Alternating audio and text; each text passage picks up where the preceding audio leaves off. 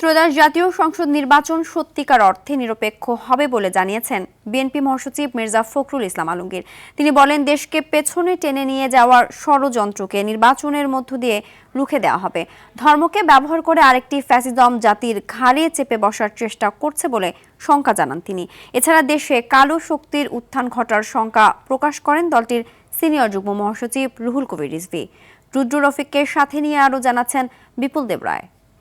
মনে হয় না মানুষকে এখন একটা কথা শুধু বললেই। রাজধানীর কেআইবি মিলনায়তনে সপ্তাহব্যাপী দেশ গড়ার কর্মসূচির পঞ্চম দিনে যোগ দেন দেশের বিভিন্ন প্রান্ত থেকে আসা নেতাকর্মীরা। পরিবারের নারী প্রধান বা গৃহকর্ত্রী। এই সময় বেগম রোকেয়াকে কাফের মুরতাদ বলার নিন্দা জানিয়ে দলটির সিনিয়র যুগ্ম মহাসচিব রুহুল কবির রিজভী বলেন, দেশে কালো শক্তির উত্থান নিয়ে সংশয় রয়েছে। কোনো অন্ধ কালো শক্তির উত্থান ঘটছে কিনা এটা নিয়ে আমার খুব সংশয় তৈরি হয়। না হলে এই ধরনের এক মহিষী মহিলা, যাকে একটা বাতিঘর হিসেবে দেখে আমাদের নারী সমাজকে, যিনি শিক্ষায় এবং ক্ষমতায়নের প্রথম যিনি পথপ্রদর্শক, তাকে ফিজিক্সের একজন শিক্ষক বলছেন কাফের মুরতাদ।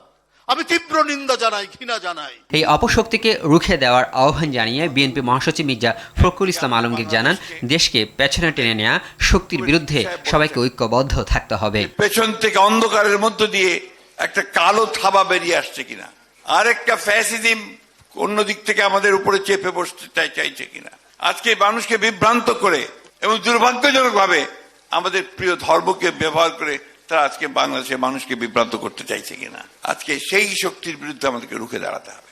একদিকে আমাদের বাংলাদেশকে রাজনৈতিকভাবে, অর্থনৈতিকভাবে দৃঢ় অবস্থানের মধ্যে দাঁড় করাবার লড়াই, আরেকদিকে হচ্ছে এই অপশক্তিকে রুখে দেওয়ার লড়াই। এবারের নির্বাচন নিরপেক্ষ হবে জানিয়ে দলটির মহাসচিব আরো জানান, নির্বাচনের মধ্যে দিয়ে দেশ গড়ার সুযোগ এসেছে। নির্বাচন সেই আওয়ামী আমলের নির্বাচন নয়, এই নির্বাচন কিন্তু হবে একেবারেই পুরোপুরিভাবে সত্যিকার অর্থেই একটা নিরপেক্ষ নির্বাচন।